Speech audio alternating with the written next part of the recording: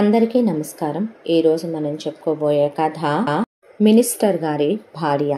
కథలోకి వెళ్ళబోయే ముందు మీరు కనుక మన ఛానల్ని ఫస్ట్ టైం చూస్తున్నట్లయితే తప్పకుండా మన ఛానల్ని లైక్ చేయండి, షేర్ చేయండి, సబ్స్క్రైబ్ చేయండి, బెల్ ఐకాన్ క్లిక్ చేసి ఆల్ అనే బటన్ని ప్రెస్ చేయడం మర్చిపోకండి. కథని ఎక్కడ స్కిప్ చేయకుండా వినండి. కథలోకి వెళ్ళబోయే ముందు ఈ కథ చాలా బాగుంటుంది, మిస్ అవ్వకుండా వినండి. మన మరో ఛానల్ మనసుకు నచ్చే కథలు, షార్ట్ అండ్ స్వీట్ స్టోరీస్తో ఆ ఛానల్ కూడా చాలా మంచి మంచి స్టోరీస్ అందులో కూడా ఉన్నాయి. మీకోసం ఆ ఛానల్లో కూడా అందిస్తున్నాను, అది కూడా విని ఆనందించండి. తప్పకుండా ఈ ఛానల్లానే ఆ ఛానల్ని కూడా సపోర్ట్ చేయండి. మరి ఆలస్యం చేయకుండా కథలోకి వెళ్ళిపోదామా? మోహన్ రావు గారికి కోట్ల రూపాయల ఆస్తిపాస్తులు లేకపోయినా ఆయనకంటూ ఒక సొంత ఇల్లు, ఆయనకంటూ ఒక బుల్లి కారు, దాంతోపాటు ఒక గవర్నమెంట్ టీచర్ ఉద్యోగం, ఒక 10 ఎకరాల పొలం. ఆయన భార్య సరస్వతి అంటే వల్లమాలిన ప్రేమ, అనురాగం, ఆప్యాయత. ఇద్దరు ఒకళ్ళని విడిచి ఒకళ్ళు ఉండలేని లవ్ బోర్డ్స్లా చాలా క్లోజ్గా అన్యోన్య దంపతులుగా ఉండే పేరు వీళ్ళదే. మోహన్ రావు గారి వివాహం అవగానే మోహన్ రావు గారి తల్లిదండ్రులు మొదటి నుంచి కూతురికి కొడుక్కి వయసులో చాలా గ్యాప్ ఉండటం వల్ల మోహన్ రావు గారి అక్క ఈయనకన్నా వయసులో 15 సంవత్సరాలు పెద్దది. ఆవిడ అబ్రాడ్లో ఉంటుంది. ఎప్పటి నుంచో అమ్మా నాన్నల్ని తీసుకెళ్ళిపోవాలన్నదే, కూతురు దగ్గరికే వెళ్ళి ఫారిన్ కంట్రీల్లో ఉండే అక్కడ విలాసాలు అనుభవించాలన్నది మోహన్ రావు అమ్మా నాన్నల కోరిక. దాంతో కూతురికి అప్పుడే పెళ్లిలో పెట్టాల్సినవి పెట్టేశారు కాబట్టి మోహన్ రావు గారికి గవర్నమెంట్ టీచర్ ఉద్యోగం రాగానే ఆయనకి ఆ ఉన్న ఇల్లు రాసేసి దాంతోపాటు ఆయనకి ఆ 10 ఎకరాల పొలం రాసి సరస్వతినిచ్చి వివాహం చేసేసి సరస్వతికి ఒక 50 తులాల బంగారం పెట్టి సరస్వతికి పుట్టింటి వాళ్ళు అట్నుంచి ఆవిడకు ఒక 2 ఎకరాల పొలం, 50 తులాల బంగారం, ఒక ల్యాండు ఇచ్చారు. ఇచ్చిన తర్వాత మీ సొమ్ములు మీరు జాగ్రత్త చేసుకోండమ్మా, మేము వెళ్ళిపోతున్నామని వాళ్ళ పేరు మీద ఉన్నటువంటి ఒక 5 ఎకరాల పొలం అమ్మి క్యాష్ వాళ్ళ పేరు మీద బ్యాంకులో వేసుకొని ఇక నా బంగారం మీద ఆశ పెట్టుకోవద్దని ఆవిడ ఒంటి మీద 25 తులాల బంగారం పెట్టుకొని మేము పోయినా అక్కడే మా కూతురు అల్లుడే పారేస్తారు, మా శవాలు కూడా ఇండియాలో తగలేయటం కూడా మాకు ఇష్టం లేదని ఇండియానే నానా తిట్లు తిట్టుకొని మేము ఫారిన్ కంట్రీలో ఉండాలనే విలాసాల కోసం ఎగిరిపోయారు ఆయన తల్లిదండ్రులు. ఆయన అక్కకి మొదటి నుంచి ఇండియా అంటే ఇష్టం ఉండదు, చాలా అలర్జెటిక్గా ఫీల్ అవుద్ది ఇండియా అన్నా, ఇండియాలో ఉండే పీపుల్ అన్నా. దాంతోనే ఆవిడ అమెరికాలో వర్క్ చేస్తున్నాడన్న ఒకే ఒక్క కారణంతో మోహన్ రావు వాళ్ళ బావగారిని పెళ్లి చేసుకుందే. ఆవిడ పిల్లలు కూడా ఆవిడకి తగ్గట్టే ఫారిన్ కంట్రీ మీద మోజుతో ఉండే కూతుళ్ళే పుట్టారు. దాంతో ఇక వాళ్ళు ఇండియా వచ్చేది లేదు, ఇండియాకి వాళ్ళు రావాలి అనుకునేది లేదు. దానికి తోడు వాళ్ళు ఎప్పుడో ఒకసారి సంవత్సరానికి ఒక్కసారి ఫోన్ చేసి కూడా పలకరించడం వీళ్ళని గగనమే.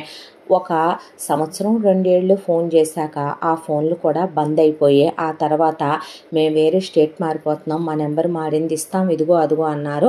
వాళ్ళ అడ్రస్, ఫోన్ నెంబర్ కూడా ఇచ్చింది లేదు. వేరసి మోహన్ రావు గారికి సరస్వతి, సరస్వతికి మోహన్ రావు మిగిలారు. ఇక సరస్వతి వాళ్ళకి బంధుగణం చాలా ఎక్కువ. మోహన్ రావు గారికి వాళ్ళ అమ్మా నాన్నలు వెళ్ళిపోయారన్న మాటే కానీ ఆయనకి చుట్టాలు బంధువులు చాలా ఎక్కువ. ఎటు ఊళ్ళోనే కదా వాళ్ళ అమ్మా నాన్న ఇల్లు రాశారు, ఆయనకి పోస్టింగ్ కూడా ఆ పక్కనే ఉన్న టౌన్లోనే, మంచి జీతం వస్తుంది. మోహన్ రావు గారికి అందరిలాగా పేపర్లు దిద్దే వాళ్ళ దగ్గర నుంచి అమౌంట్లు కలెక్ట్ చేయటం, లేదంటే కనుక మీ అబ్బాయిని పాస్ చేస్తా నాకు ఎంత ఇస్తావని చెప్పి అడగటం అలాంటి ఆయనకు అలవాట్లేదు. క్రమశిక్షణగా చదివిస్తాడు, ఆయన చేతి కింద పిల్లలు ఫెయిల్ అవ్వరు. ఇంటి దగ్గర కూడా ఖాళీగా ఉండకుండా ఆయనకి ట్యూషన్లు చెప్పడం ఒక హాబీ. సరస్వతి ఇంట్లో పనమ్మాయితో పనులు చేయించుకుంటుంది, బట్టలు వాషింగ్ మిషన్లో వేస్తుంది.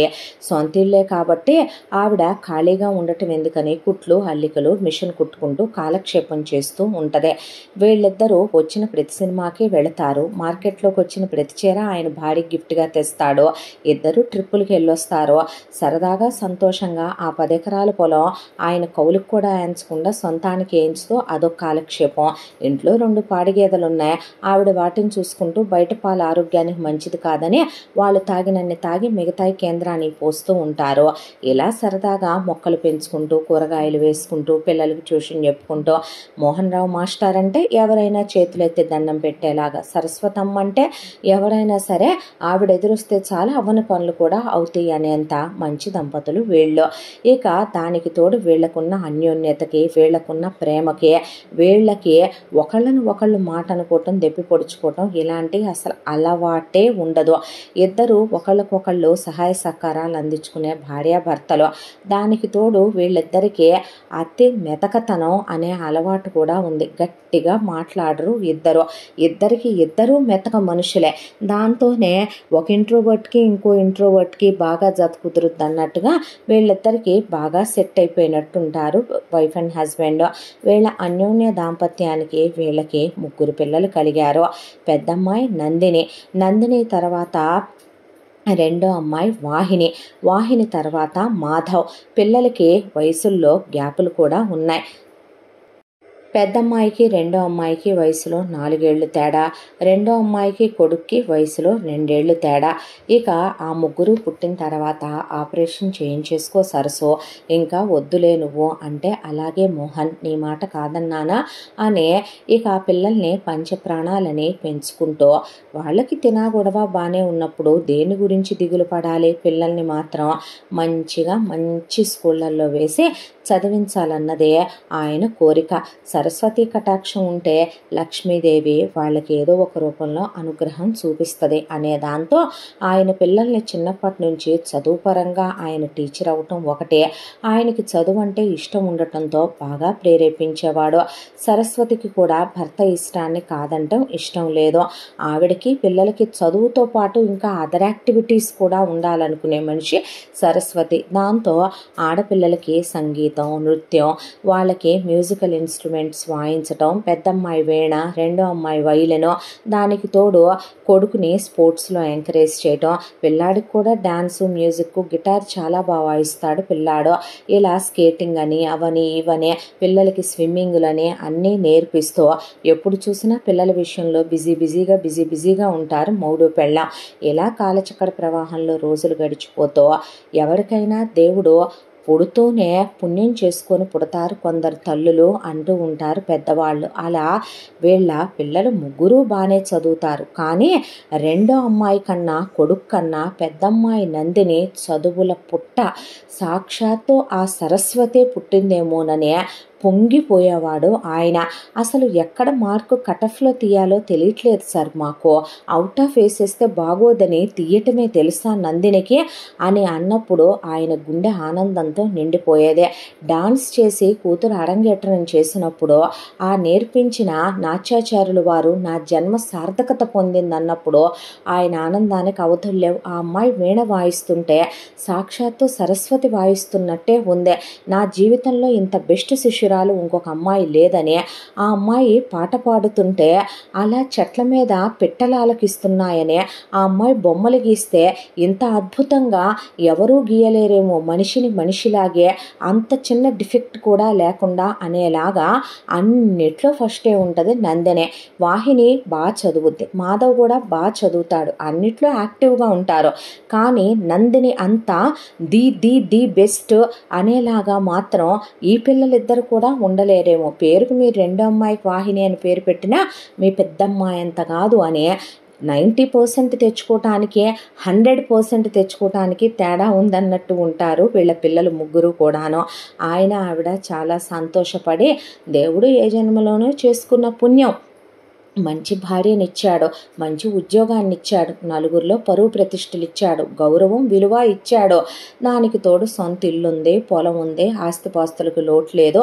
ఇక పిల్లల కోసం 3కి 3 ల్యాండ్లు కొని ఆడపిల్లలకి కోడలతో సహా తలా ఒక 100 తులాల బంగారం చేయించి వెండుకొని వాళ్ళెప్పుడు ఫినాన్షియల్గా కూడా పిల్లల్ని సెటిల్డ్గా ఉంచాలనే, వాళ్ళ చదువుల గురించి చూసుకోవాలనే, ఎప్పుడు రూపాయి జాగ్రత్త గురించి కూడా ఆలోచిస్తూ ఉండేవాళ్ళు భార్యాభర్త.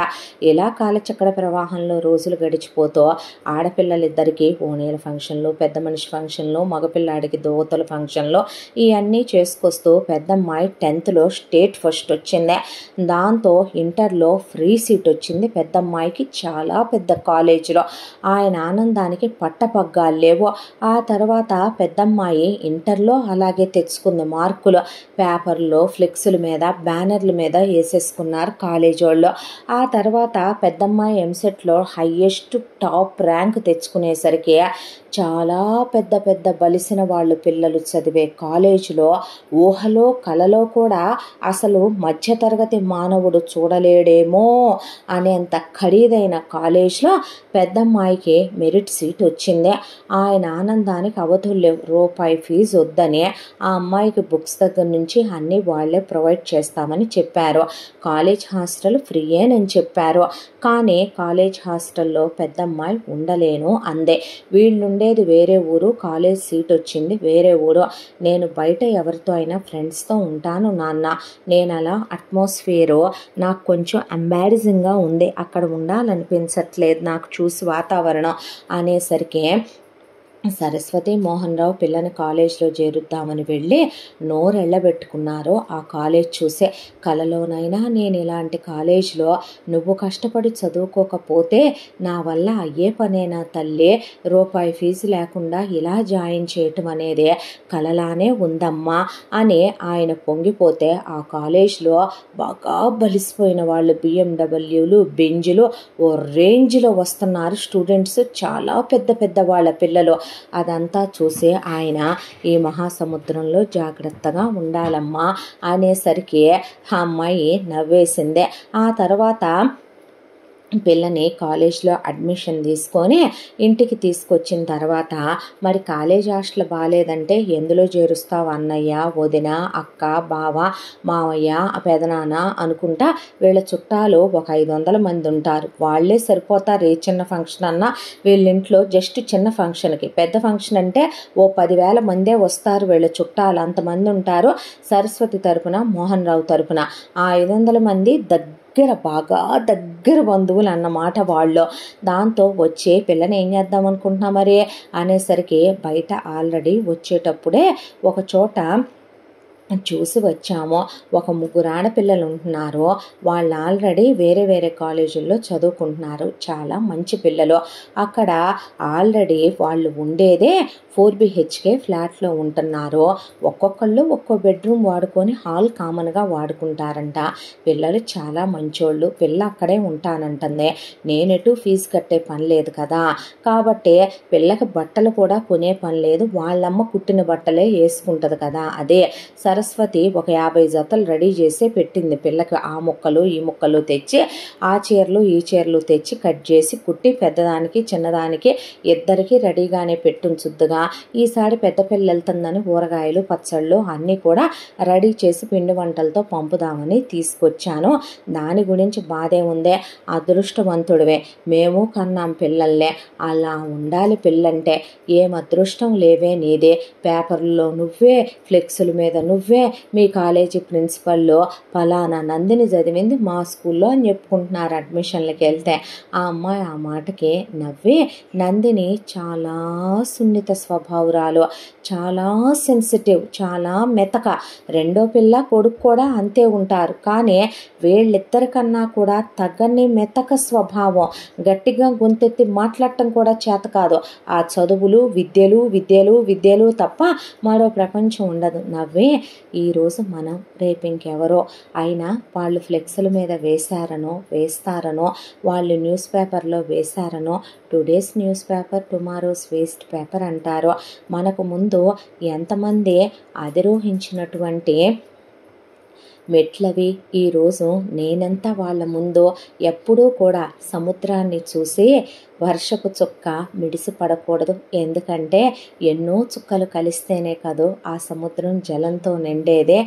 ఏమోనే, నీలాంటి మంచి పిల్ల ఏ పుణ్యం చేసుకుంటూ పుట్టుద్దో.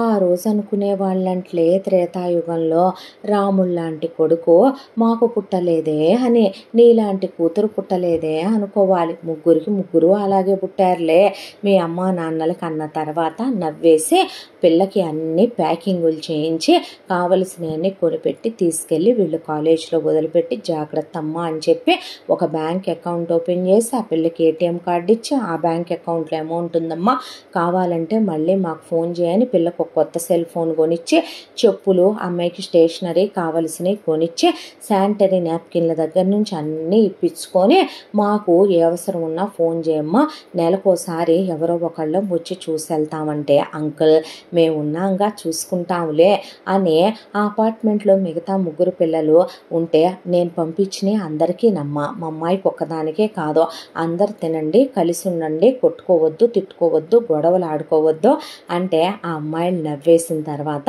అన్లిమిటెడ్ వైఫై ఉంది, మీ అమ్మ నాన్న వెళ్ళిపోయారుగా, నీకు కావలసినంత వాడుకోవచ్చు, బాయ్ ఫ్రెండ్ ఉన్నాడా అంటే బాయ్ ఫ్రెండా, నాకు అంత తీరిక లేదు, ఓపిక లేదు, నా ప్రపంచం వేర్లే, కానీ మా 3కే ఉన్నారబ్బా, మేము ఫుల్ బిజీయేలే అంటే నవ్వేసి తన రూమ్లోకి తను వెళ్ళి తను సర్దేసుకుందే. పనమ్మాయి వస్తుంది, 4 పిల్లలకి కామన్గా పని చేస్తుంది, వాషింగ్ మిషన్ ఉంది, 4 బట్టలు వాళ్ళే వేసేసుకొని వాష్ చేసుకుంటారు, ఎవరి రూములు వాళ్ళు లాక్ చేసుకొని ఎవరి కాలేజీలకు వాళ్ళు వెళ్ళిపోతారు, మెయిన్ డోర్ లాక్ 4 దగ్గర ఉంటుంది, కీ ఎవరు ముందొస్తే వాళ్ళు తీసుకొని వస్తారు, కుకింగ్ ఎవరికి నచ్చింది వాళ్ళు చేసుకొని తింటారు, ఆ ప్రాబ్లం ఏమీ లేదు, ఎవరి రైస్ కుక్కర్లు వాళ్ళకున్నాయి, ఎవరి టోస్టర్లు వాళ్ళకున్నాయి, ఎవరి వాళ్ళకే తెచ్చుకున్నారు, ఆ ప్రాబ్లం కూడా ఏమీ లేదు, ఒక మాట అనుకోరు, హ్యాపీగా ముందు ఆ అమ్మాయి ఉండేటటువంటి ఫ్లాట్ వరకు ప్రశాంతంగా ఉంది. కాలేజ్ ఎప్పటి నుంచి అని నందు అని అడిగితే రేపటి నుంచే టెన్షన్గా ఉంది. దేనికి అంత టెన్షను, మా కాలేజీలు స్టార్ట్ అయ్యి కూడా వారం దీంది, 5 రోజులు దాంది, 10 రోజులు నాది, నా బొంద అక్కడ దాకా వెళ్ళాక ఏమీ ఉండదు, ఎదవ సోదే, ఓవర్ యాక్టింగ్, దుకాణాలు ఉంటాయి అక్కడ ప్రతిదీ, కొంచెం జాగ్రత్తగా ఉండు, అయినా నువ్వు సాఫ్టే కదబ్బా, నీకేమైందిలే నెట్టేసుకొని వస్తావులే అన్నారు ఆ అమ్మాయిలో.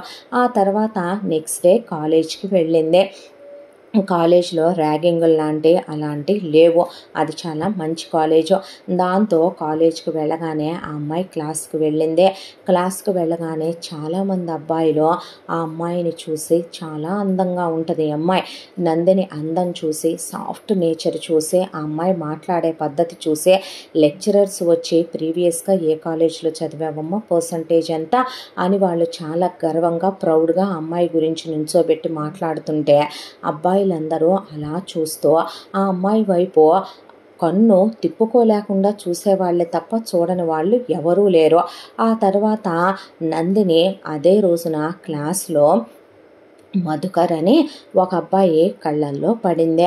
ఆ అబ్బాయి నందినిని చూస్తూ గమనించటం మొదలుపెట్టాడు. నందిని నేచరే చాలామంది అమ్మాయిలు కానీ అబ్బాయిలు కానీ కాలేజీలకు వచ్చిన కొత్తల్లో చాలా సాఫ్ట్గా ఉన్నట్టుండే, కొంతమంది కొన్ని రోజులు గడిచిపోయిన తర్వాత ఒరిజినాలిటీలు బయటకు వస్తాయి. అక్కడ దాకా వచ్చాక కొంతమంది సీక్రెట్ రిలేషన్షిప్స్, ఎఫ్ఐఆర్ల దాకా వెళ్ళే వాళ్ళు కూడా ఉంటారు, కొంతమంది లవ్వుల్లో ఉంటారు, కొంతమంది ఇంకా అడ్వాన్స్డ్ అయిపోయే రూముల దాకా వెళ్ళే వాళ్ళు ఉంటారు, కొంతమంది లేచిపోయే బ్యాచ్ ఉంటారు, కొంతమంది వాడు కాదు వాడి ఫ్రెండ్ అని, అది కాదు దాని ఫ్రెండ్ అని, ఇలా చాలామంది ఉంటూ ఉంటారు.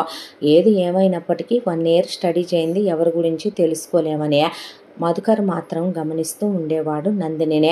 ఆ అంతా కాలంలో కూడా నందిని ప్రపంచం ఒక్కటే, పొద్దున్నే కాలేజ్కి రావటం, వచ్చిన తర్వాత ఎవరు పలకరించినా హాయ్ బాయ్ అనే ఆ 2 ముక్కలు మాత్రమే మాట్లాడుద్ది. అంతకు మించి తనకి లేజర్ పీరియడ్స్ ఉన్నా ఇంకేదైనా ఖాళీ టైం దొరికినా కూడా వెళ్ళి లైబ్రరీలో కూర్చోవటమో, లేదంటే కనుక ఏదో ఒక చెట్టు కింద కూర్చొని చదువుకుంటూ కూర్చోవటమో, క్యాంటీన్లో అలా ఒక కాఫీనో లేకపోతే థిక్ షేకో ఆర్డర్ ఇచ్చుకొని అది తాగుతూ చదువుకుంటూ కూర్చోవటమో, పెద్ద ఓవర్ ఫ్రెండ్షిప్లు కూడా ఎవరితో చేయదో. ఎవరైనా సినిమాకి వెళ్దాం రమ్మన్నా సారీ అబ్బా అనేస్తుంది, ఎవరైనా పార్టీలకు రమ్మన్నా రాదు, బర్త్డేలకు పిలిచినా రాదు, ఎవరితోనూ ఎవరి పర్సనల్ విషయాల్లో ఇన్వాల్వ్ అవ్వదో, తన పర్సనల్ విషయాలు ఎవరితోనూ షేర్ చేసుకోదు. అంతా దాంట్లో నందిని కాలేజ్ బ్యూటీ అయిపోయింది. చాలామంది అబ్బాయిల కన్ను నందిని మీద పడింది. దానికి కారణాలు లేకపోలేదు. నందిని అబ్బాయిలు చాలామంది ఫ్లర్ట్ చేద్దామని చూస్తే అసలు అక్కడ ఉండేది కాదు, నవ్వేసి పక్కకి వెళ్ళిపోయేదే. చాలామంది అబ్బాయిలు బైక్ మీద మేము డ్రాప్ చేయమా అని, మేము పిక్ చేసుకోమా అని. నందినికి ఎవరైనా బ్రేక్ఫాస్ట్ ఆఫర్ చేసినా, లంచ్ ఆఫర్ చేసినా, స్నాక్స్ ఆఫర్ చేసినా, వద్దు నేను బ్రేక్ఫాస్ట్ చేశాను, లంచ్ తెచ్చుకున్నాను, స్నాక్స్ వెళ్ళాక తింటాను, డిన్నర్ నాకు చేసే అలవాట్లేదు బయట, ఇంతే చెప్పుద్ది. షాపింగ్కి వెళ్దాం రమ్మన్నా నాకేం కావాలన్నా మా పేరెంట్స్ కొనిస్తారు వచ్చినప్పుడు, లేదా నేను వెళ్ళినప్పుడు తెచ్చుకుంటాను, నాకు బయట షాపింగ్లు అవి పెద్దగా నచ్చవు అనేసేదే. ఇలా ఒకవైపున రోజులు గడుస్తూ ఉండగా నందిని ఫస్ట్ సెమిస్టర్ ఎగ్జామ్స్లోనే టాపర్గా నిలిచిందే. దాంతో మిగతా వాళ్ళు అమ్మాయిలకు అసూయలు ఉంటాయి కాబట్టి అందరూ ఆ అమ్మాయి బాగా చదువుద్దని పడి ఏడ్చి చచ్చిపోయేవాళ్ళు. అబ్బాయిల్లో కూడా కాంపిటీషన్ అనుకునే ఎదవలు ఉంటారు కాబట్టి వాళ్ళు ఎలాగైనా నందినిని బీట్ చేయాలనుకునేవాళ్ళు.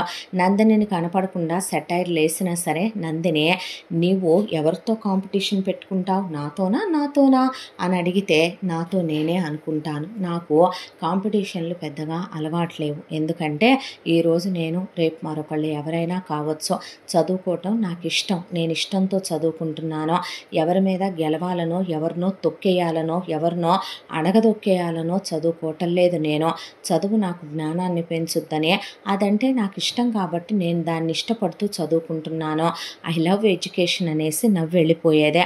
అహం మీద దెబ్బ కొట్టినట్టు అనిపించినా ఆ అమ్మాయిలో ఉన్నటువంటి సెల్ఫ్ కాన్ఫిడెన్స్కి, ఆ అమ్మాయిలో ఉన్నటువంటి సెల్ఫ్ రెస్పెక్ట్, ఆ అమ్మాయి క్యారెక్టరు, ఆ అమ్మాయి యాటిట్యూడు అన్నట్టు కాకుండా ఆ అమ్మాయిని నిజంగా గ్రేట్ అన్నట్టుగా చూపించేది ఆ అమ్మాయి బిహేవియరు. ఆ తర్వాత అయినా సరే తన పనేదో తను చేసుకుంటూ ఉండేదే. నందినికి చాలామంది అబ్బాయిలు వాళ్ళ ఇంజనీరింగ్లోనే ముందు వాళ్ళ క్లాస్ వాళ్ళు, తర్వాత మిగతా బ్రాంచెస్ వాళ్ళు, ఆ తర్వాత ఎంసీఏ వాళ్ళు, అందులో ఎంబీబీఎస్ కూడా ఉంది, వాళ్ళు చాలామంది అబ్బాయిలు ప్రపోజ్ చేసిన అందరితో ఒక్కటే చెప్పేదే ఏంటంటే నేను ఎడ్యుకేషన్ కోసం మాత్రమే వచ్చాను, దయచేసి ఏమీ అనుకోవద్దు అనేసి అక్కడి నుంచి అసలు అవతల వాళ్ళు ఏమంటారా అనేది కూడా వినకుండా వెళ్ళిపోయేది నందిని. మధ్య మధ్యలో సెలవులకి వాళ్ళ ఊరు వెళ్ళొస్తూ ఉండేదే. ఇలా ఫస్ట్ ఇయర్ అంతా నందినిని గమనిస్తూ ఉండేవాడు మధుకర్. ఆ అమ్మాయి అందం, ఆ అమ్మాయి సాఫ్ట్ నేచర్, ఆ అమ్మాయి చదువుకోవటం, ఆ అమ్మాయి విలువ, ఆ అమ్మాయి రెస్పెక్ట్ఫుల్గా ఉండటం, ఆ అమ్మాయి క్యారెక్టరు ఎందుకు చాలా ఎక్కేసింది మధుకర్కే. ఆ తర్వాత సెకండ్ ఇయర్ కూడా ఆ అమ్మాయికి చెప్పాలి అనుకుంటూ నో అంటదేమో, కొంపదీసి ఈ 1 ఇయర్లో ఎవరితో అయినా సీక్రెట్ రిలేషన్లో ఉందేమో, ఆ అమ్మాయికి ఇన్స్టాగ్రామ్ ఉందేమో, ఫేస్బుక్ ఉందేమో, వాట్సాప్ వాడుద్దేమో, వీళ్ళందరూ ఉన్నారేమో, ఇవన్నీ గురించి కనుక్కోవడం మొదలుపెట్టాడు. కనుక్కోవడం మొదలు పెడితే ఆ అమ్మాయికి ఒక ఫోన్ ఉంటుంది, ఆ ఫోన్లో ఒకటే సిమ్ ఉంటుంది, ఆ సిమ్లో కాలేజ్ వాళ్ళకి సంబంధించిన ఒక గ్రూప్ ఉంటుంది, అంతకు మించి ఆ అమ్మాయితో ఎవరైనా మాట్లాడే వాళ్ళు ఫ్రెండ్స్ అని ఫోన్ చేస్తే ఒక 4-5 నెంబర్లు ఉంటాయి. వాళ్ళ గురించి ఆ అమ్మాయి అసలు ఏమీ మాట్లాడదు, ఏం పనుండి ఫోన్ చేశారో ఆ పని వరకు మాట్లాడి పెట్టేయటం తప్ప ఆ అమ్మాయికి సోది సొల్లు సుత్తి వాగే అలవాట్లేదు. ఆ అమ్మాయి ఫేస్బుక్ వాడదు, ఇన్స్టాగ్రామ్ వాడదు, ఆ అమ్మాయి సోషల్ మీడియాలో తక్కువగా ఉంటుంది, ఆ అమ్మాయి యాక్టివ్గా ఉండదు, వాట్సాప్ కూడా అవసరం లేతే వాడదు, ఫోన్ హాలిక్ కాదు, సినిమాలు షికార్లకి వెళ్ళే బ్యాచ్ అంతకన్నా కాదు. ఆ అమ్మాయి ఫ్లాట్లో ఉన్న మిగతా 3 అమ్మాయిలకి బాయ్ ఫ్రెండ్స్ ఉన్నారని, ఈ అమ్మాయికి బాయ్ ఫ్రెండ్ అనేవాడే లేడని, ఎవరికి స్పేస్ ఇవ్వదని, రూమ్లో అక్కడ ఉండే ఫ్లాట్లో కూడా మిగతా రూమ్మేట్స్తో కూడా చాలా లిమిటేషన్స్తో ఉంటుందని, ఫ్యామిలీకి ప్రయారిటీ ఇస్తుంది, అనవసరమైన విషయాలు మాట్లాడదు, చదువు తప్ప మరొకటి పట్టించుకోదన్నంత వరకు మధుకర్ ఎంక్వైరీలో మధుకర్ పూర్తిగా తెలుసుకున్నాడు నందిని గురించి. ఆ తర్వాత ఇక సెకండ్ ఇయర్ ఎండింగ్లో ఇంకా ఆపుకోలేక ఆ అమ్మాయికి ప్రపోజ్ చేసి అందరి ముందు రింగ్ తీసుకొని మోకాళ్ళ మీద కూర్చొని ఐ లవ్ యూ అని చెప్పాడు. చెప్పేసరికి ఆ విషయం అక్కడున్న హెచ్ఓడీలు, లెక్చరర్లు, ప్రిన్సిపల్ అందరూ చూస్తున్న నందిని మెరిట్తో చదువుకోవటానికి వచ్చిన అమ్మాయి, అలాంటి పెద్ద పెద్ద కాలేజీల్లో ఇవన్నీ కామన్ థింగ్స్. ఒకవైపున మధుకర్ గురించి చూస్తే బాగా డబ్బున్న వాళ్ళ కొడుకు, మనం అసలు ఈ విషయాల్లో ఇన్వాల్వ్ అవ్వకూడదని వాళ్ళు ఏదో జస్ట్ ఎంతూజియాజం కొద్దీ చూస్తే లవ్వా అని నందిని అడిగితే, నువ్వంటే నాకు చాలా ఇష్టం, నేను నిన్ను ప్రాణం కన్నా ఎక్కువగా ప్రేమిస్తున్నాను, నిన్ను నా గుండెల్లో పెట్టుకొని చూసుకుంటాను, కాలు కింద పెట్టనివ్వను, ప్రాణం కన్నా ఎక్కువగా ప్రేమిస్తున్నాను, I love you I love you I love you అని. నీకోసం ఈ డైమండ్ రింగు ఎంత వెతికి తెచ్చానో తెలుసా, దీని ప్రైస్ 5 lakhs తెలుసా అంటే ఆ అమ్మాయి నవ్వేసి, నాకు ప్రేమలు, ప్రేమించటాలు, ప్రేమికుడి గురించి ఆలోచించేంత తీరికలు, ఓపికలు లేవు. నిజం చెప్పాలంటే నేను ఇంత దూరం వచ్చింది చదువు కోసం, చదువుకోవటానికి మాత్రమే. నా ప్రపంచంలో ఉండేదేంటో తెలుసా, మార్క్స్, బుక్స్, అవి కాకుండా సిలబస్సు ఇవి ఉంటాయేమో కానీ అంతకన్నా కాదంటే డాన్సు, మ్యూజిక్, ఆర్ట్స్ ఇలాంటివి ఉంటాయేమో కానీ బాయ్ ఫ్రెండ్, లవ్, ఇంకేమంటారు దాన్ని, షాపింగ్లు, సినిమాలు, షికార్లు, మెసేజ్లు, ఫోన్ కాల్స్ ఇలాంటి వాటికి స్పేసు, ప్లేసు రెండూ లేవు.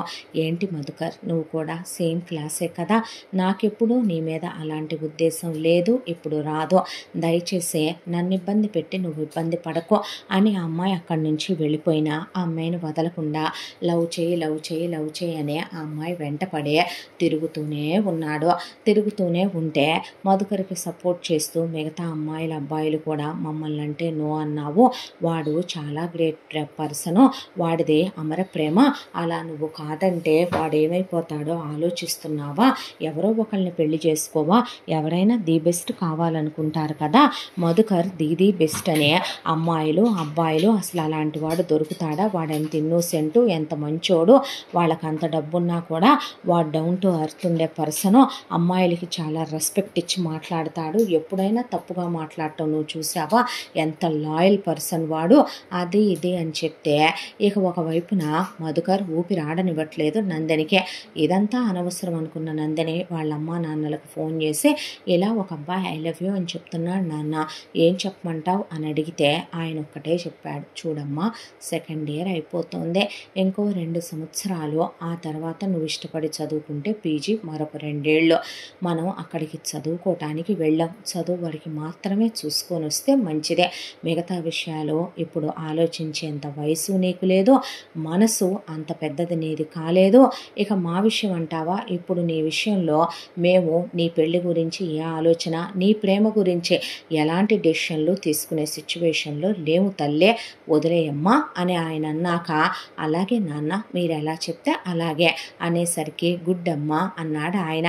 ఆ తర్వాత నందిని అసలు పట్టించుకోవటం మానేసింది. వాళ్ళ నాన్న ఎప్పుడైతే మనకు అనవసరం చదువు వరకు చూసుకోమన్నాడో ఆ అమ్మాయి చదువు వరకు చూసుకోవటం మొదలుపెట్టింది. కానీ మధుకర్ వదిలితేనా నందినిని చుట్టూ తిరిగే నన్ను లవ్ చేయి లవ్ చేయి లవ్ చేయి అని ఆ అమ్మాయి ఎక్కడికి వెళ్తే అక్కడికి వెళ్ళి ఆ అమ్మాయి అపార్ట్మెంట్ దగ్గరికి వెళ్ళటం, ఆ అమ్మాయి కోసం గిఫ్ట్లు పంపించడం, ఆ అమ్మాయి రిజెక్ట్ చేయటం, చాక్లెట్లు పంపటం రిజెక్ట్ చేయటం, మూవీ టికెట్లు పంపటం రిజెక్ట్ చేయటం, ఫోన్ కాల్స్ చేయటం, ఆ అమ్మాయి నెంబర్ బ్లాక్ చేయటం, ఇంకో నెంబర్లోంచి చేయటం, ఆ నెంబర్ బ్లాక్ చేయటం, ఇంకో నెంబర్లోంచి చేయటం, ఆ తర్వాత ఆ అమ్మాయికి మెసేజ్లు చేయటం, ఆ అమ్మాయి చుట్టూ తిరగటం, ఎగ్జామ్స్లో ఆ అమ్మాయి వెనకమాల ఎగ్జామ్ రాసుకుంటుంటే కూర్చొని I love you I love you I love you అని ఆ అమ్మాయి గురించి ఎగ్జామ్లో రాయటం, ఏంటిదని లెక్చరర్లు అడిగితే ఐ లవ్ నందిని అని అక్కడి నుంచి లేచి వెళ్ళిపోవటం, వాడు ఎగ్జామ్ కూడా పోతుంది నీ వల్లే అంటే, నేను ఎవరి ఎగ్జామ్స్ ఎవరి కోసం ఎవరిని పోగొట్టుకోమని నేను చెప్పలేదులే అనేసి లేచి వెళ్ళిపోయేది నందిని. ఆ తర్వాత ఇలా అమ్మాయిని వదలకుండా ప్రాణం తీస్తూ లవ్ చేస్తున్న లెక్చరర్లకే అందరికీ తెలుసు, ఈ అబ్బాయి చెప్తున్నాడు, అమ్మాయి నో అంటుంది, అంతకుమించి అది మనకు అనవసరమైన విషయం, వాళ్ళ పర్సనల్ విషయం అనే వాళ్ళు పట్టించుకునే వాళ్ళు కాదు. ఆ తర్వాత ఇలా నందినిది ఫైనల్ ఇయర్ వరకు ఎడ్యుకేషన్ కంప్లీట్ అయిపోయా. కాలేజ్లో అమ్మాయి టాపర్గా నిలిచిందే, గోల్డ్ మెడల్ ఇచ్చారు, ఆ తర్వాత షీల్డ్ ఇచ్చారు, సర్టిఫికెట్ ఇచ్చారు, ఆ అమ్మాయి ఫస్ట్ వచ్చిందని అన్ని ఫ్లెక్సుల మీద బ్యానర్ల మీద వేయించుకున్నారు, ఆ అమ్మాయిని చాలా పొగిడారు, గెస్టులు వచ్చారు, కాలేజ్ వాళ్ళు పీజీ సీటు అమ్మాయికి ఫ్రీగా ఆఫర్ చేశారు. దాంతో ఎంటెక్ కూడా చాలా పెద్ద కాలేజ్ కాబట్టి కాలేజ్ చాలా బాగుంటుంది, లెక్చరర్స్ చాలా బాగా క్వాలిఫైడ్ లెక్చరర్స్ స్టాఫ్ ఉంటారు, చాలా బాగుంటుంది ఎడ్యుకేషన్ అనే దాంతోనే ఆ అమ్మాయి అక్కడే కంటిన్యూ అయిపోతానని చెప్పింది. అమ్మా నాన్నలకి అంతా ఓకే కదమ్మా అని వాళ్ళ నాన్న అంటే, ఆల్ ఓకే నాన్న అన్న తర్వాత, సరే మాలాగైతే అని పిల్లని సేమ్ మళ్ళీ అవతలమ్మాయిలు కూడా పీజీలు చదువుకుంటున్నారు, వేరే వేరే వాళ్ళు చదువుకునే కాలేజీల్లో చదువుకుంటుంటే సేమ్ కంటిన్యూయేగా ఇంకా అదే ఫ్లాట్లో ఉండటమేగా అని చెప్పి పిల్లకి ఎప్పట్లాగానే సెలవులకు రావటం వెళ్ళటం చేస్తూ ఉంటుంది. కాబట్టి పీజీలో ఆయన జాయిన్ చేసేసి ఎంటెక్ చదవటం మొదలుపెట్టింది నందిని ఎటు అదే కాలేజీలో ఎంటెక్లో చేరిందని మధుకర్ కూడా మళ్ళీ ఎంటెక్లో చేరాడు. ఇదివరకు వీళ్ళ గురించి అక్కడక్కడ కాస్త తెలిసినా ఇప్పుడు కాలేజ్ మొత్తానికి వీళ్ళదే టాక్ అయి కూర్చుందే. ఇక అదిగో వాడు దాని ఎమ్మడ పడుతున్నాడు, అది నో అంటుందే. ఇప్పుడు 4 ఏళ్ళు అయిపోయింది యూజీలో, మళ్ళీ పీజీలో కూడా కంటిన్యూ చేసుకొస్తున్నారు. ఆ అమ్మాయి ఎందుకు నో అంటదో తెలియదు, వీడెందుకు దాని వెంటే పడతాడో తెలియదు. వాడిని కావాలనుకునే వాళ్ళని వాడు కావాలనుకోడు, దాన్ని కావాలనుకునే వాళ్ళని అది అసలు పట్టించుకోదు. ఏంటో వీళ్ళ గోల అనుకునే వాళ్ళు మిగతా అమ్మాయిలు అబ్బాయిలు. ఆ తర్వాత ఇలా పీజీ ఫస్ట్ ఇయర్ కూడా అయిపోయి పీజీ సెకండ్ ఇయర్లో ఫస్ట్ సెమిస్టర్ అయిపోతే ఇంకెటో ఉంది ఒకే సెమిస్టరు. మళ్ళీ ఎవరెవరం ఎక్కడెక్కడికి వెళ్ళిపోతామో, ఏ అబ్రాడ్ కంట్రీస్కి వెళ్ళి సెటిల్ అయిపోతామో, పెళ్ళిళ్ళు చేసుకొని ఏ స్టేట్లో ఏ అమ్మాయిలు ఏ అబ్బాయిల్ని చేసుకొని సెటిల్ అయిపోతామో తెలియదు. కాబట్టి అందరం ఒకసారి అలా చిల్అవుట్ అవుదామని చెప్పి మాట్లాడుకొని వీళ్ళ పీజీలో ఉండే పిల్లలందరూ కలిసి అలా వెళదాం అనుకున్నారు. ఒక చిన్న వెకేషన్కి వెళదాం అనుకొని వాళ్ళేదో దూరాభారాలు వెళ్ళటమో, ఏ గోవాలు వెళ్ళటమో, ఏ ఊటీలు కొడైకెనాల్లో కాకుండా వాళ్ళ కాలేజీ ఉన్న ఊరికి దగ్గరలోనే ఒక ఊరు ఉంది. అక్కడ చాలా బాగుంటుంది, హిల్ ప్లేస్ అది. అక్కడ చల్లగా కూడా ఉంటుంది. దానికి తోడు చుట్టూ చాలా అందమైన జలపాతాలు, రివర్ ఉన్నటువంటి ప్రదేశం అది. అక్కడ చూడటానికి చాలా మంచి మంచి లొకేషన్స్ కూడా ఉన్నాయి, చాలా ఫేమస్ టెంపుల్స్ అవి కూడా ఉన్నాయి అని చెప్పి అమ్మాయిలు అబ్బాయిలు అందరూ కలిసి కాలేజ్లో ఉన్న వాళ్ళతోనే చెప్తే వాళ్ళే వీళ్ళ కోసం ఓ బస్సు ఏర్పాటు చేస్తే ఆ బస్సు వేసుకుని పిల్లలందరూ కలిసి అక్కడికి వెళ్ళేటప్పుడు, అందరూ వెళుతున్నప్పుడు తను వెళ్తుంది కాబట్టి నందిని వెళ్తే, నందిని వస్తోందని మధుకర్ కూడా వచ్చాడు అక్కడికి. ఆ అమ్మాయి ఎక్కడికి వెళ్తే అక్కడికి వెళ్తూ ఆ అమ్మాయిని నాకు ఐ లవ్ యూ టూ చెప్తావా లేదా, లవ్ చేస్తావా లేదా అంటే, నీకేమైనా పిచ్చా మధుకర్ అని ఆ అమ్మాయి అని అక్కడి నుంచి వెళ్ళిపోయిన తర్వాత ఇక లాస్ట్ డే వీళ్ళు వెళ్ళిపోబోయే రోజున అందరూ కలిసి అలా రివర్ దగ్గర కూర్చున్నారు. ఆ పక్కనే బార్బిక్యూ చేసే వాళ్ళు ఉంటే చేసి ఇస్తుంటే తింటూ కూర్చునేసరికి సడన్గా మధుకర్ వచ్చి కత్తి తీసుకొని నుంచున్నాడు. అందరి ముందు ఆ అమ్మాయికి మళ్ళీ ప్రపోజ్ చేసి, నా లవ్ ఒప్పుకుంటావా లేదా నందిని, నిన్ను తప్ప నా కల్లో కూడా నేనెవరిని ఊహించుకోలేకపోతున్నాను, ఎందుకు నన్నింత బాధ పెడుతున్నావు, ఎందుకు నన్నింత బాధకి గురి చేస్తున్నావు, నేను నీకేమన్యాయం చేశానని, నేనేంటో తెలుసుకోకుండానే నన్ను నో అనేస్తావేంటి, నీకు నచ్చని ఏమైనా నాలో ఉంటే మార్చుకుంటాను, నన్ను ఎందుకు నో అంటున్నావు, నాకేం తక్కువని అని ఏడ్ చేసేసరికి, ప్లీజ్ మధుకర్ ఇష్యూ చెయ్యొద్దు అని ఆ అమ్మాయి లేచి వెళ్ళబోతుంటే ఆ అమ్మాయి చేయి గట్టిగా పట్టుకొని, నిన్ను నేనెటు ఏమీ చెయ్యలేను, నన్ను నేనే చేసుకుంటానని కత్తి తీసుకొని బలంగానే చేయి కోసుకున్నాడు. కళ్ళు తిరిగి పడిపోతూ కూడా ఐ లవ్ యూ అంటూ పడిపోతే అక్కడున్న అమ్మాయిలు అబ్బాయిలు, నీకేమైనా పిచ్చా నందు, నీకు ఎలాంటి వాడు కావాలి, అసలు వాడికి ఏం తక్కువ, అందం లేదా, చదువు లేదా, ఆస్తి లేదా, వాడేమైనా రిచ్ కిడ్ కాదా, మంచోడు కాదా, బ్యాడ్ హ్యాబిట్స్ ఉన్నాయా, ఎన్ని సంవత్సరాలుగా చూస్తున్నావు, ఈ 6 yearsలో వాడికి మేము ఎంతమంది ప్రపోజ్ చేసాం, ఒక్కళ్ళనన్నా ఓకే అన్నాడా, ఎంత లాయల్గా ఉంటాడు వాడు నువ్వే ప్రాణం నువ్వే ప్రపంచం అని నీ కాళ్ళ చుట్టూ తిరుగుతున్నాడనా, నీకంత టెక్కో, నీకంత ఆలుసో, చదువుద్దిగా టాపర్ననే బలుపు దానికి, పొగరు దానికి, కనపట్టల్లా నోట్లో వేలు పెడితే కొరకలేనట్టు ఉండే ముచ్చయ్యన్నీ చదువుతున్నాం మేము టాపర్లు అని చెప్పుకునే వాటన్నిటికీ ఇలాంటి వాటిని ఇన్పర్సన్స్ అంటారే, వీటికి లోపల ఒకటి ఉంటుంది బయట వేరేగా నటిస్తూ ఉంటాయి అంటే షటప్ అంద అమ్మాయి. ఆ తర్వాత హాస్పిటల్ తీసుకెళ్తే నేను ట్రీట్మెంట్ చేయించుకోననే, నందిని నా లవ్ని యాక్సెప్ట్ చేస్తేనే చేయించుకుంటా లేకపోతే సస్తాననే హాస్పిటల్లో మధుకర్ నానా రగడ మొదలుపెట్టేసరికి అసలు ఇప్పుడు మా అమ్మ నాన్నలకి తెలిస్తే ఏమనుకుంటారో, ముందు వాళ్ళమ్మ నాన్నకి తెలిస్తే ఎంత సీరియస్గా తీసుకుంటారో అర్థం అవుతుందా నీకు? వాడు వాళ్ళకి ఒక్కడే కొడుకు అనుకుంటాను, సింగిల్ కిడ్ అనే విన్నాం మేము. అలాంటిది వాడికి ఏమైనా వాడు చచ్చిపోతే ఆ పాపం కూడా నీకే నందో. నువ్వు చాలా మంచిదానివి అనుకున్నావు, చాలా గొప్పదానివి అనుకున్నావు, కానీ నిజమైన ప్రేమనే చాలామంది అమ్మాయిలు కాలదన్నుకున్నట్టే సినిమాల్లో నువ్వు కూడా ఒరిజినాలిటీలో ఇలా చేస్తామని మేము అనుకోలేదు అనేసరికి నందినికి తల తిరిగిపోవటం మొదలైంది. ఇంటికి ఫోన్ చేస్తే వాళ్ళమ్మ నాన్న ఊళ్ళో లేరు, బంధువుల పెళ్ళికి వెళ్ళినట్టున్నారు, అక్కడ సిగ్నల్ లేక వాళ్ళు ఫోన్ తీయలేదు. తమ్ముడు చెల్లెలు ఆ విషయమే చెప్పారు. చిన్నవాళ్ళు చెల్లెలకి తమ్ముడికి ఆ అమ్మాయి ఆ విషయం చెప్పుకోలేదు. దాంతో ఒక క్షణం అమ్మాయికి ఏమో అర్థం కాక బుర్రంతా తిరిగిపోతూ, ఒకవైపున స్నేహితులు అన్నారంటే అది వేరే విషయం, లెక్చరర్లు హెచ్ఓడీలు ప్రిన్సిపల్ సార్ కూడా వచ్చే కుర్రాడు మంచోడేగమ్మా, ఎందుకు ఇంత ఇష్యూ చేయటం చెప్పు, పోతే ప్రాణాలు వస్తాయంటావా అనేసరికి ఆ అమ్మాయికి ఏదో అందరూ కలిసి వాడి చావుకి నువ్వే కారణమని మాట్లాడుతున్నట్టుగా అనిపించి లేచి నిలబడి, మధుకర్ నువ్వు ముందు ట్రీట్మెంట్ చేయించుకో, అంటే నువ్వు నా లవ్ని యాక్సెప్ట్ చేయి, నా ఐ లవ్ యూకి ఐ లవ్ యూ టూ చెప్పు అంటే, ఇప్పుడు నేను అలాంటివేవి చెప్పలేనులే, కానీ నీ లవ్ని యాక్సెప్ట్ చేసి నీకు ఒక అవకాశం మాత్రం ఇస్తాను మధుకర్, అది చాలు నందు నాకు. దట్టు పీజీ అయిపోయేంత వరకు కూడా నీ ప్రేమ ఇలాగే ఉండి, ఆ తర్వాత మా అమ్మ నాన్న నిన్ను ఒప్పుకొని మీ అమ్మ నాన్న నన్ను కోడలుగా యాక్సెప్ట్ చేసి రెండు ఫ్యామిలీస్ ఓకే అనుకుంటే పెళ్లి చేసుకునేటట్టయితే అప్పుడు ఆలోచిద్దాం. అంటే పెళ్లి కోసమేగా మరి నేను నిన్ను అడిగింది, టైం పాస్కి అడిగాను అనుకున్నావా అనేసరికి, ముందు నువ్వు ట్రీట్మెంట్ చేయించుకుంటే డాక్టర్ నాకు బతకాలని ఉంది, వెంటనే ట్రీట్మెంట్ చేయండి అంటే సరిపోయిందే, ఏదొచ్చినా తట్టుకోలేము ఈ యూత్తోనని డాక్టరు ట్రీట్మెంట్ చేశాక మధుకర్కి నయమైందే. ఆ తర్వాత నాకు ఐ లవ్ యూ టూ చెప్పవా అంటే, నీకేమైనా పిచ్చా, ఒకటైపోతే ఇంకోటి మొదలు పెడతావో, నేను నీకు ఒక అవకాశం ఇచ్చానని చెప్పాను, నేను నీకు ఐ లవ్ యూ టూ చెప్పట్లేదు, ఇప్పటికి కూడా నీ మీద నేనేమీ ఫీలింగ్స్ పెంచేసుకోవట్లేదు, ఎందుకో తెలుసా, నీకు నచ్చిన నేను నీ కుటుంబానికి నచ్చాలని రూల్ ఏం లేదు, ప్రేమించుకోవటానికి ఒక అమ్మాయి అబ్బాయి చాలు, కానీ పెళ్లి చేసుకోవడానికి రెండు ఫ్యామిలీస్ కావాలి, మా అమ్మ నాన్న ఏమంటారో మా అమ్మ నాన్నకి నేను చెప్పాలి కదా, ఆ తర్వాత నువ్వొచ్చి మీ అమ్మ నాన్నని తీసుకొచ్చి వాళ్ళతో మాట్లాడాలి కదా, అప్పుడు కదా మిగతా విషయాలు అనేసి, ముందు చదువు మీద కాన్సన్ట్రేషన్ చేయి, వెర్రి వేషాలు వేయకు, నేను పిక్ చేసుకుంటానంటే నో, డ్రాప్ చేస్తానంటే నో, నేను గిఫ్ట్ ఇస్తా తీసుకో నో, సినిమాకి వెళ్దాంరా నో, బయటికి వెళ్దాంరా నో, లంచ్కి వెళ్దాంరా నో, డిన్నర్కి వెళ్దాంరా నో, ఇంకొకసారి అంటే నో అని కూడా చెప్పను, చెంప పగల కొడతాను అంటే, సరేలే నువ్వు ఓకే అన్నావు అదే చాలే నాకనే ఇలా వీళ్ళ పీజీ ఎడ్యుకేషన్ కంప్లీట్ అయ్యి కాలేజీ దరిద్రం వదిలిపోయి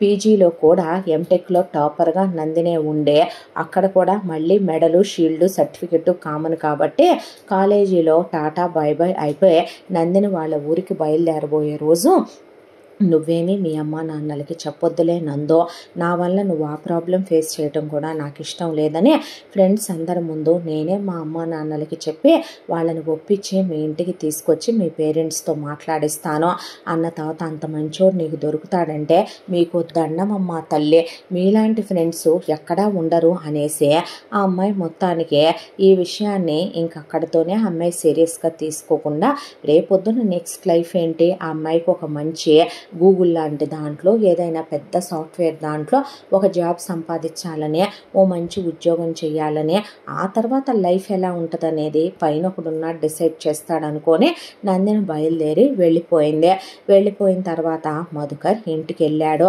ఇక్కడ మధుకర్ కథలోకి కాసేపు వెళదాం మనం.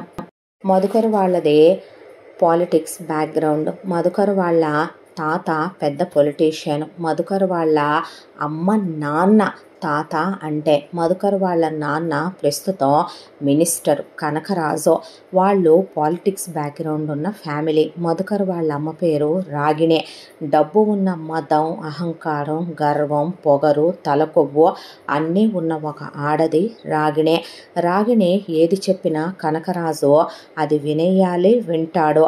ప్రతి విషయాన్ని కూడా ఇంటికి సంబంధించిన ఏదైనా డిసైడ్ చేసేది రాగిణి. వాళ్ళకి మొదటి ప్రయారిటీ డబ్బు, దాని తర్వాతే మిగతా విషయాల గురించి ఆలోచించే కొన్ని వేల కోట్లకి పడగెత్తిన ఫ్యామిలీ వాళ్ళదే. వాళ్ళేమీ అన్యాయాలు, అరాచకాలు, అక్రమాలు చేయకుండా న్యాయాలు, ధర్మాలు మాత్రమే చేసే, వాళ్ళేదో గుడ్గా ప్రపంచాన్ని ఉద్ధరించి ప్రజలని ఉద్ధరించే, వాళ్ళేదో మంచి పేరు తెచ్చుకున్న బ్యాక్గ్రౌండ్ ఉన్న ఫ్యామిలీ వీళ్ళది అస్సలు కాదు.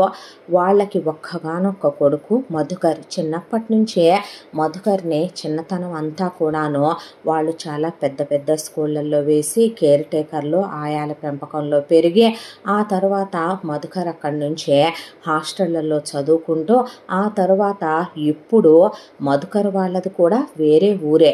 ఇక ఆ తర్వాత మధుకర్ కూడా ప్రస్తుతం నందిని చదువుకుంటున్న ఊర్లో, నందిని చదువుకుంటున్న కాలేజ్లో వాళ్ళు డబ్బులు పడేసి సీట్ కొన్నారు మధుకర్కే.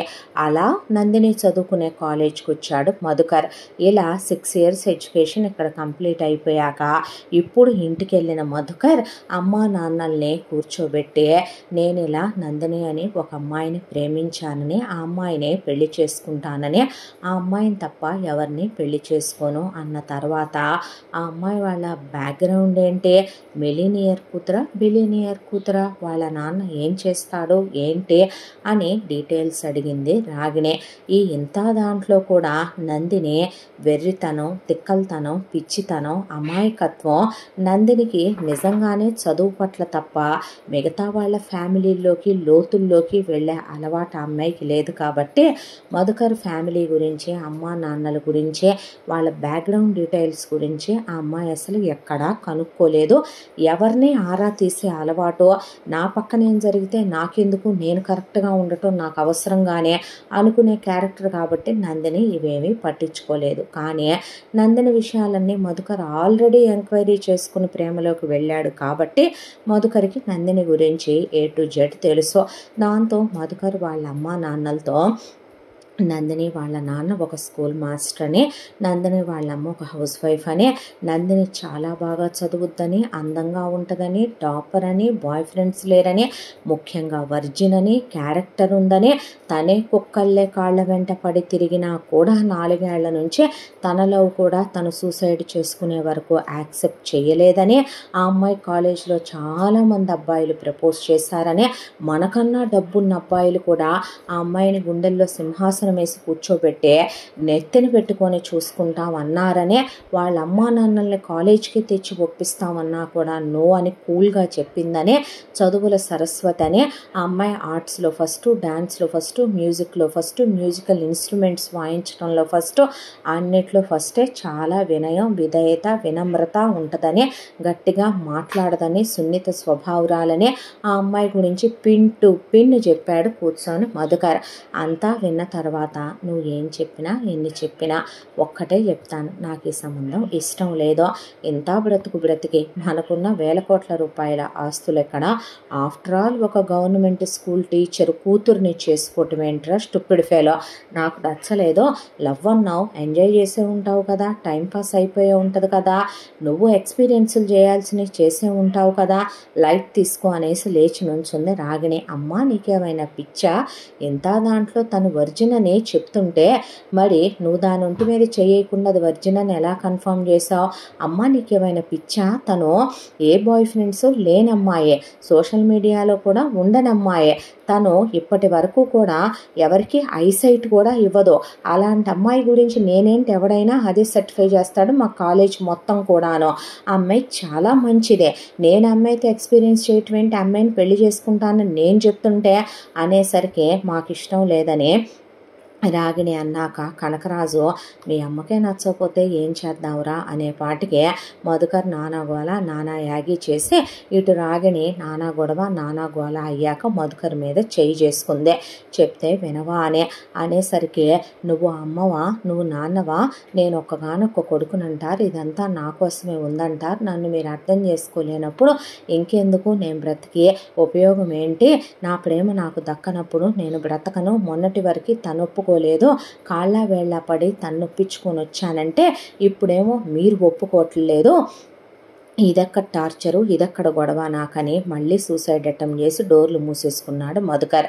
డోర్లు బద్దలు కొట్టించి మధుకర్ని తీసుకెళ్ళి హాస్పిటల్లో జాయిన్ చేస్తే డాక్టర్స్ ఒక్క 10 నిమిషాలు లేట్ అయింటే మీ అబ్బాయి పోయి ఉండేవాడబ్బా అని చెప్పేసరికి కనకరాజుకి ఎంతైనా కొడుకు కదా.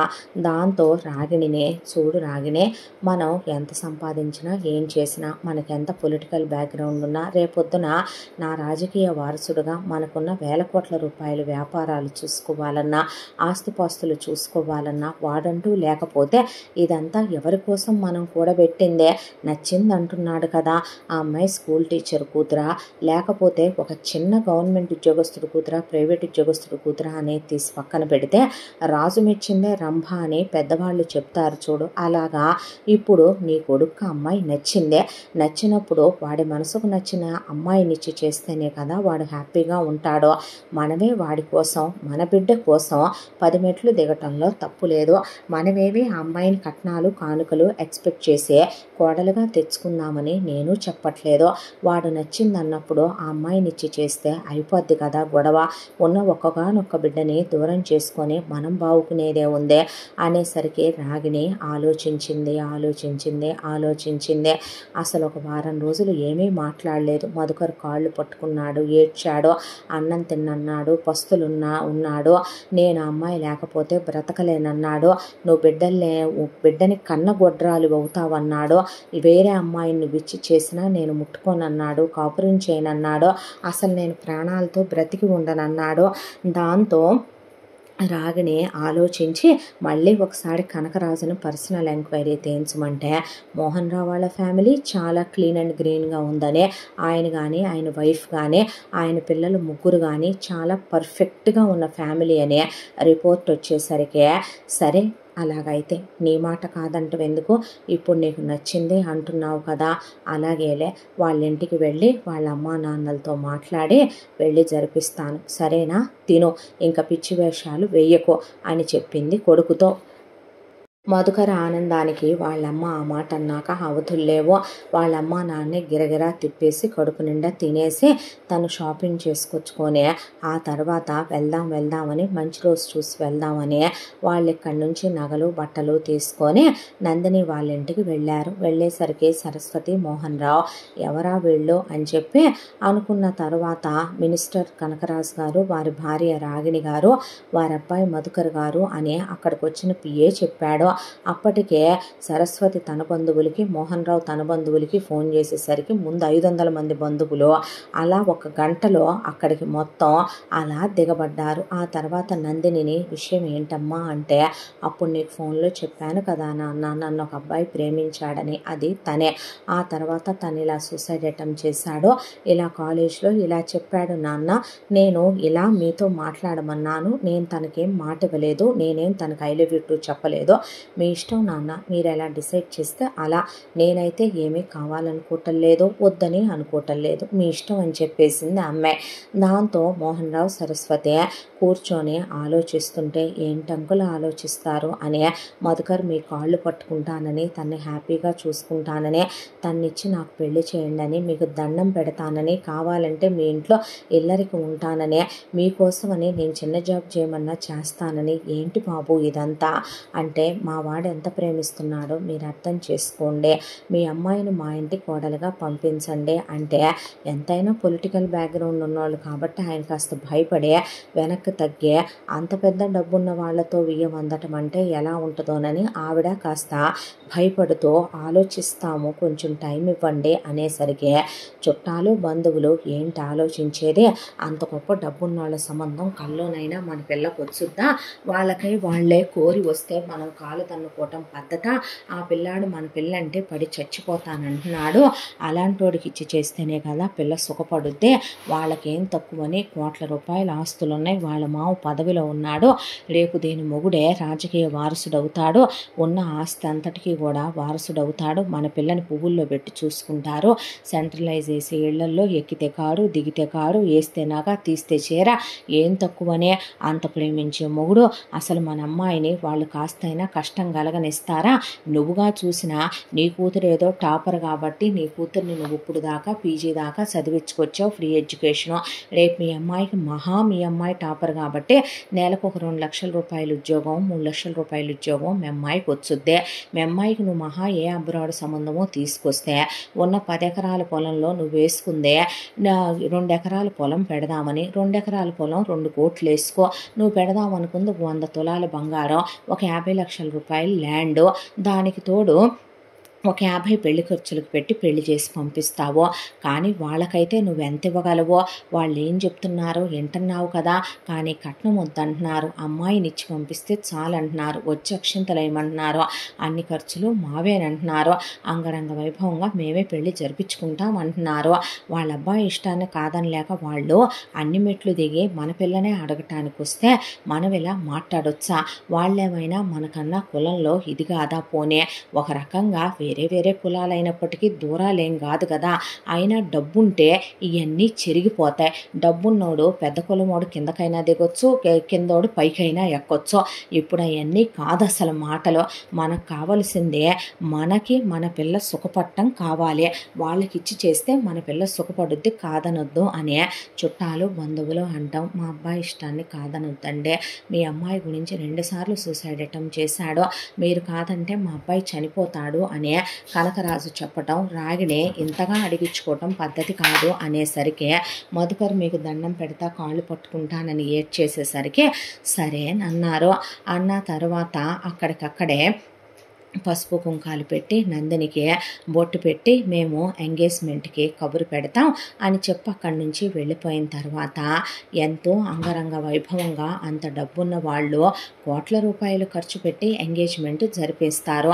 కానీ అలాంటిదే రాగిణి ఎంగేజ్మెంట్ ఏమీ మా దగ్గరేమీ అక్కర్లేదు, మా వాళ్ళందరూ కూడా చాలా రకాల పనుల్లో ఫారెన్లో అబ్రాడ్లో ఉన్నారు, మిగతా వాళ్ళంతా కూడా వాళ్ళు చాలా బిజీగా ఉన్నామన్నారు, కాబట్టి పెళ్ళికి పిలుద్దాంలే కానీ ఎంగేజ్మెంట్ మీ ఊళ్ళోనే ఏదైనా చిన్నగా కానిచ్చేద్దాం అని చెప్పింది. మా కులదేవత గుళ్ళో చేసుకుందామని మోహన్ రావు సరస్వతి అన్నాక రాగిణి వాళ్ళ తరపు నుంచి అసలు ఎవ్వరూ రాలేదు. కనకరాజు, రాగిణి, మధుకర్, అది కాక వీళ్ళ పిఏలు, ఒక 4-5 వీళ్ళ దగ్గర బంధువులు, మొత్తం గట్టిగా ఒక 10-15 మంది కూడా లేరు మధుకర్ తరపున. మోహన్ రావు వాళ్ళ 500 మంది బ్యాచ్ తెలిసిందే కాబట్టి వాళ్ళందరి సమక్షంలో ఎంగేజ్మెంట్ అయిపోయింది. ఇంతటితో మినిస్టర్ గారి భార్య మొదటి భాగం పూర్తి. రెండవ భాగంతో మళ్ళీ కలుసుకుందాం. తప్పకుండా మన ఛానల్ని లైక్ చేయండి, షేర్ చేయండి, సబ్స్క్రైబ్ చేయండి, బెల్ ఐకాన్ క్లిక్ చేసి ఆల్ అనే బటన్ని ప్రెస్ చేయడం మర్చిపోకండి. ఎంత మంచి కథని మనకు అందించిన కథా రచయిత్రి జి. యామిని శ్రీనివాస్ గారు.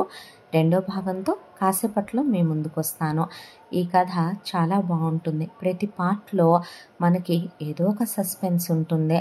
ప్రతి పార్ట్ కూడా చాలా ఇంట్రెస్టింగ్గా ఉంటుంది. మిస్ కాకుండా వినండి. మళ్ళీ రెండో భాగంతో కలుద్దాం. Thank you.